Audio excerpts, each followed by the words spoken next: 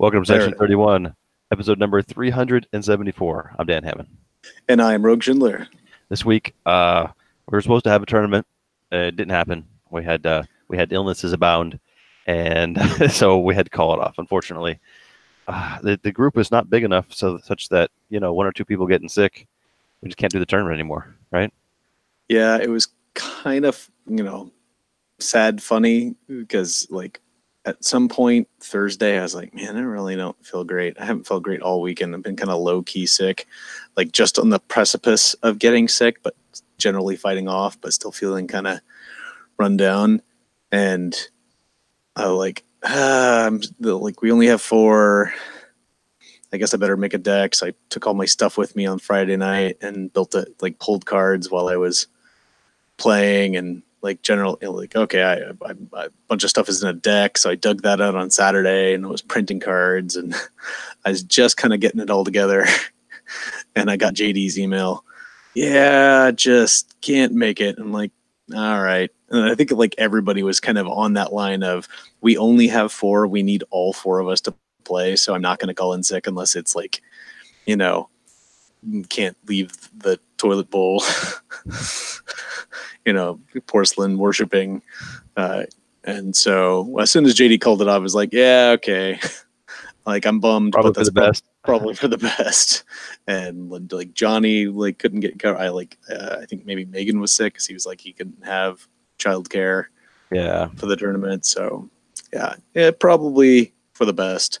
I'm kind of bummed because I actually came up with an idea for a deck that I really wanted to play, but it required, and you'll be proud of this, a spreadsheet to sort out all of the combinations of cards I wanted to use.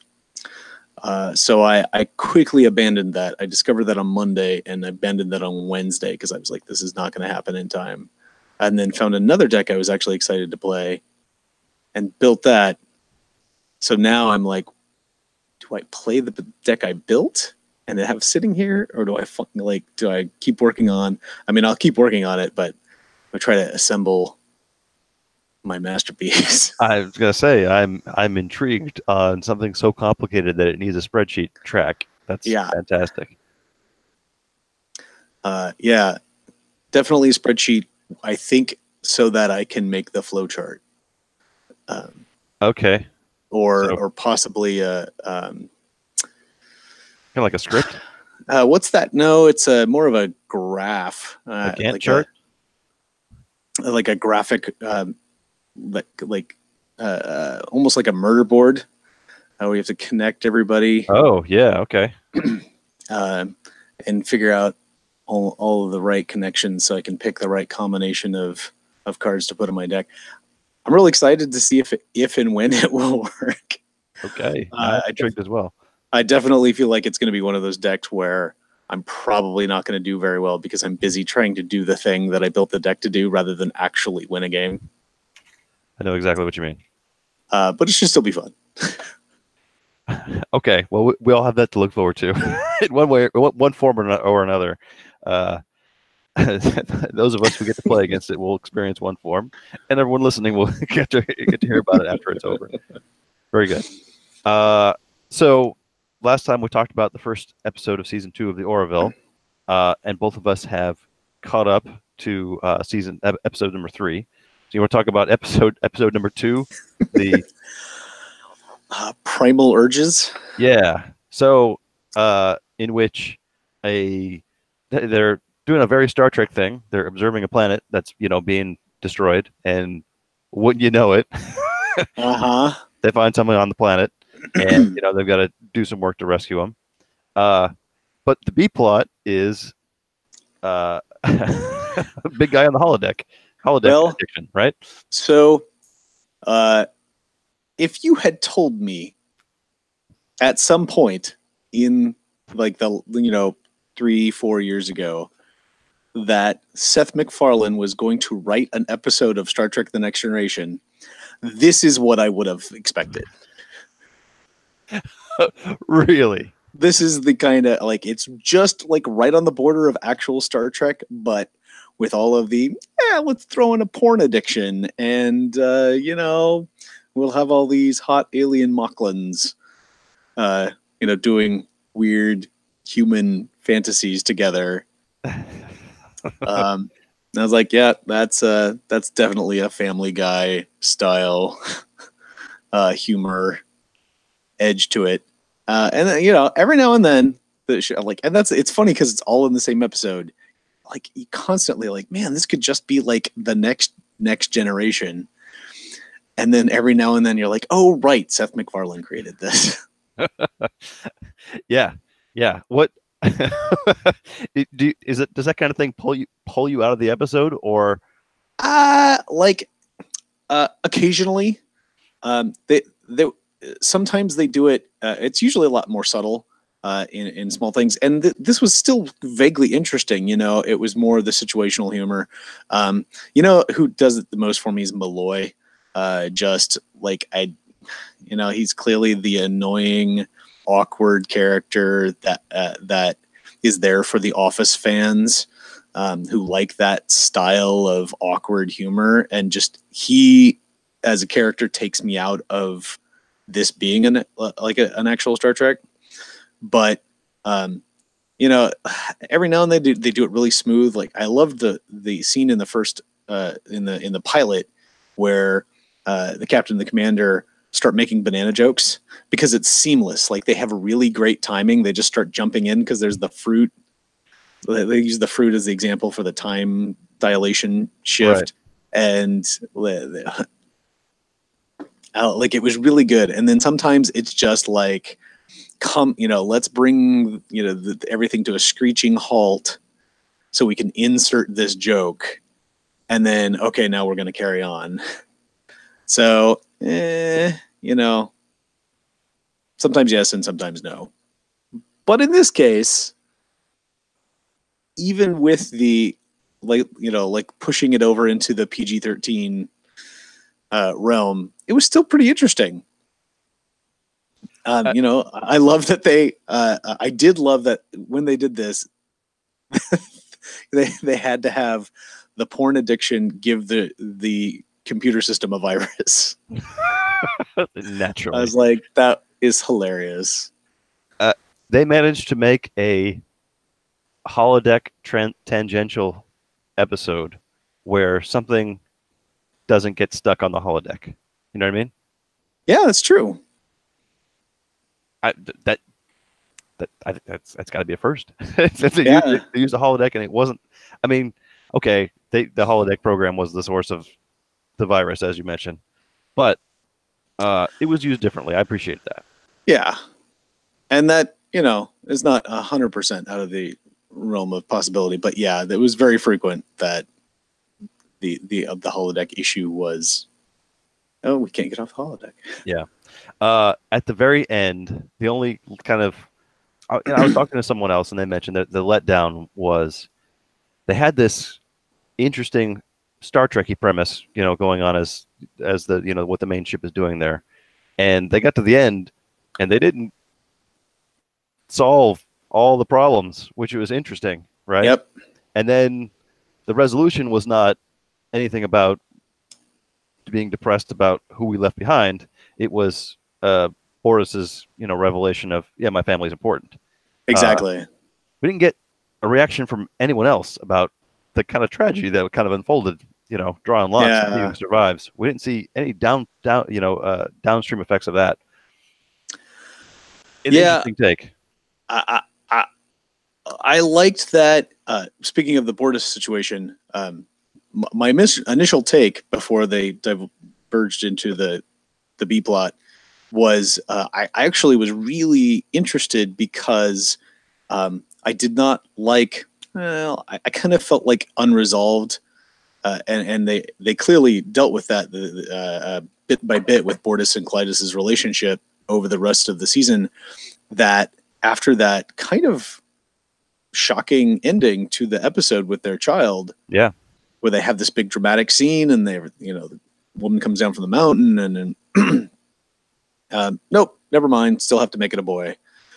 and Bortus is like, okay, I guess that's it, and they just move forward. And it was like, it always bugged me that he was not more upset. And I liked that they came back around to that it's been like a slow burn for him, and that it really has been affecting the relationship and affecting his work. And they brought that about, it was kind of like a long-term relationship thing that they didn't really do, mostly because the style of television during the TNG era was a lot more episodic. Sure. Than serial. They tried to do that a little bit more in later seasons, but I really like that this episode dealt with that. Yeah, I mean, it's one of the things that they left open and ended. Whereas, if they didn't get a second season, who knows that how we would have explored it. But since we did, it's great that they can pull back and jump into all the little threads that they left open from the beginning. I wonder what else we're going to get, Yeah, I like that. And I like that they can take that, just opens up in my brain like this whole list of possibilities of things they could have done more, delved into more, the way they did in Deep Space Nine, of course. They got to develop that a little bit more, those characters, like treat it more of a serial. Like how cool it would have been to do that with the TNG characters. And they did to a degree, K'Ehleyr came back once a season and, give Worf some development, and, his whole family thing, and eventually had, repercussions, on a galactic scale, as it turns out. But, small character bits that we would get day to day, we didn't really get to develop a lot of that. And that would have been a lot more fun. So it's cool that they can do that. Yeah. I thought it was a pretty good episode. I watched that previously. What did you? Anything else before we move on? No, that's good. All right. So I'm good on that one. Episode 3 was called Home, and Alara. There was a lot of science going on here, and I found it all interesting. Right. So she's like the classic story about Superman. Right. She's from this planet with intense gravity. And so when she's with everyone else, she's super strong, right? Well, when people on Earth go in space and spend a lot of time there, they start deteriorating because they're not using their muscles. They're atrophying and everything's breaking down. So that's what's happening to her on board the ship under normal gravity. Interesting story. I like where that went. Yeah, I liked the premise and the science of it. That was interesting and totally made sense. I felt like the episode was a little slow, at least for the first half. Once she got to her planet, the first half of that whole section was kind of, and maybe it's because I hate having to watch it with commercials. I should probably just buy it on Amazon now, because the Hulu is like, okay, here's this, this 10-minute chunk or this 8-minute chunk between commercials, like nothing happened.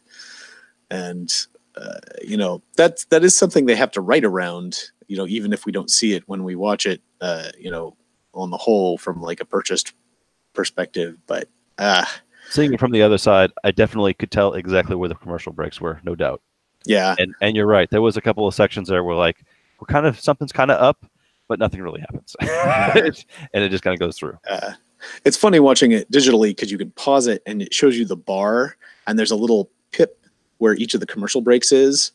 And so it's like a bit, a stretch to the credits, and then boop, boop, boop, boop, boop, and then a long stretch at the end. So you get all the finale in one big chunk. Okay. So maybe it's because they try the way they parse it out, instead of it doing in exactly 12-minute chunks. But I don't know. I was kind of bummed, because I really like Alara. She's one of my favorite characters. I liked her story. I liked that it came around. I was like that. I liked the world building that they did with her race. Like, okay, cool. She's from this super high gravity planet, so she's super strong. But why is she the only or one of few members of her race in Starfleet, the Union? In the Union, yeah. Well, it's because they're all super smart, and they think that, the military or that branch of whatever is like beneath them. Oh, like I thought that was a great, Yeah. hand wave. Good DM, good GMing, good jamming. To come up with something that okay, the race, they may be super strong elsewhere, but that's like beneath them. That's barbaric, and she's like, mentally challenged as far as their race is concerned, um, and still quite sharp, amongst us normals. Um, but I'm really bummed that they let her go. I really want to know what the impetus for that was. I'm curious to see if her name is still in the credits next episode, or like if this was just a like write off because they wanted to have the female security chief go out early in the show to mirror TNG, the way we had the random black bridge officer also become a chief engineer because that's what happened in TNG. I'm like, I'm going to be really mad. Wow, that I never even thought of that parallel. That is astounding. I can't. It's not. No, it can't be. Get it? uh, you know, uh, I don't know. Well, Seth I mean, MacFarlane is a super nerd. yeah. And I could I'm like, I would hate to see like losing her just for that, but I could totally see him wanting to work that in somehow. I mean, yeah, you're right. She's been an interesting member of the crew. At the very beginning when I saw Patrick Warburton's name, I thought that's going to be awesome. I can't wait. But and they certainly sold that she's not coming back. I mean, that was a long, Yeah. wordless goodbye for the last big section. I mean, God, and I loved the gift at the end. That was Jar Pickles. that Yes, was that was nice. hilarious. As much as I hated that catchphrase, it was a cute callback. Yeah, that was great. And the subplot with EMH versus Dr. Phlox. Oh my gosh. Oh my God, that You know, was really funny. when he showed up, I'm like, that kind of looks like the guy that played Phlox. And then he started talking out of the side of his mouth. And I'm thinking, well, that must be him then. That's great. Two doctors. Yeah. And then they were talking about medical things. So it was perfect. Yeah. Interesting kind of alternate history where, you know, Dr. Wakefield's papers gets shouted down by someone else and he kills himself. Okay. Anyway, uh, I always I like the science, the science stories, the vaccine uh, parallel.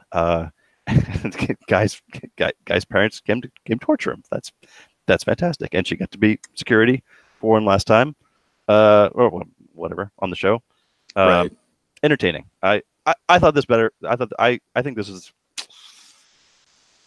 maybe because I just saw it. I enjoyed it a lot. I think maybe the best of the three so far. Yeah, I probably was a little hard on it because of the pacing issues with the commercials, but I really liked the content that was there. I agree with you. Solid episode.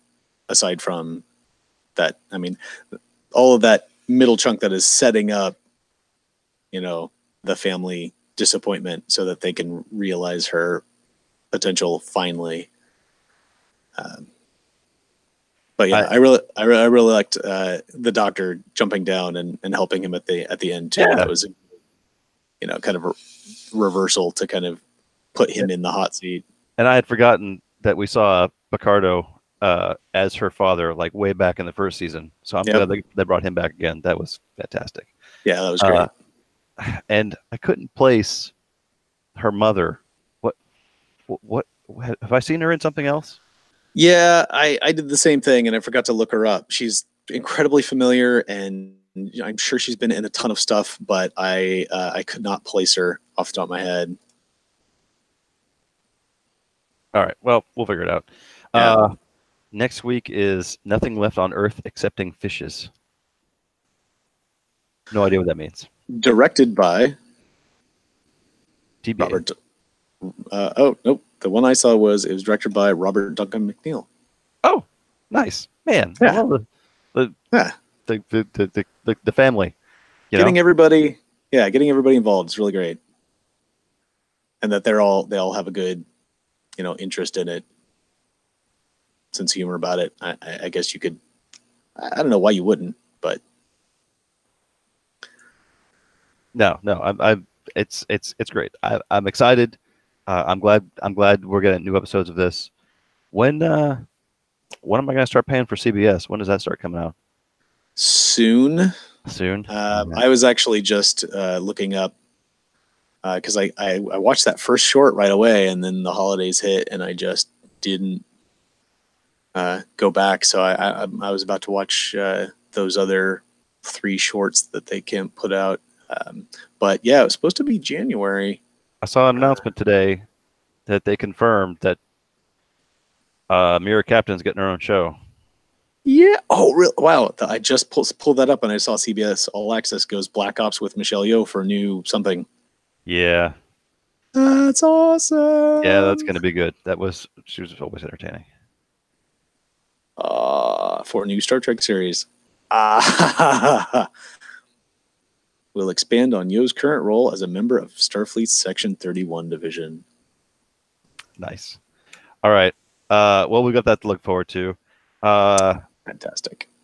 I think the only other Star Trek thing I can talk about is I'm still playing this game. I just tiered up to level 17 and still having a great time. Still haven't spent any money yet. Nice. But it's only going to get harder from here, I think. I broke the seal, and I went up, not just up to 15, but also up to 16 because I could, and like there was a bunch of research stuff that was holding me back until I got to 16. So I just went for it. And like once I got to 15, it was like, well, I'm already attackable. Yeah, exactly. Let's do it. 12 hours and I get my third slot open and I can have a third ship. I'm very excited. Awesome. So I'm looking at the IMDb page for Molly Hagan, who is the mom. Okay. And I do not see anything that I recognize her from other than she's been on literally every TV show known to man. Like her guest appearances are just ridiculous. She's just on everything, but I guess that's why she's recognizable. All right. Well, maybe so. Maybe that's what I recognize her from. Everything. Unless you were, unlike me, a huge fan of Herman's Head. Did you watch Herman's Head? I did. Jeff was a big fan of that, and I never got into it. She was on that. That's it. That's the one. I just hit that at the very bottom. I was like, maybe that's it. And Eris. Yeah. The Vorta. Yes. I just scrolled up and saw that. That's it. Well spotted. Well spotted. All right. Very good. All right. Well, that mystery solved. Very good. Man, that was going to nag. Yeah. All right. Let's end it with that. All right. That's all the intelligence we have for this week. Cool. Fantastic. I am so looking forward to this Section 31 show. In the meantime, I am Sir Rogue. And I'm Sir Dan. And I will remind you all to expand your power in the universe. And I will draw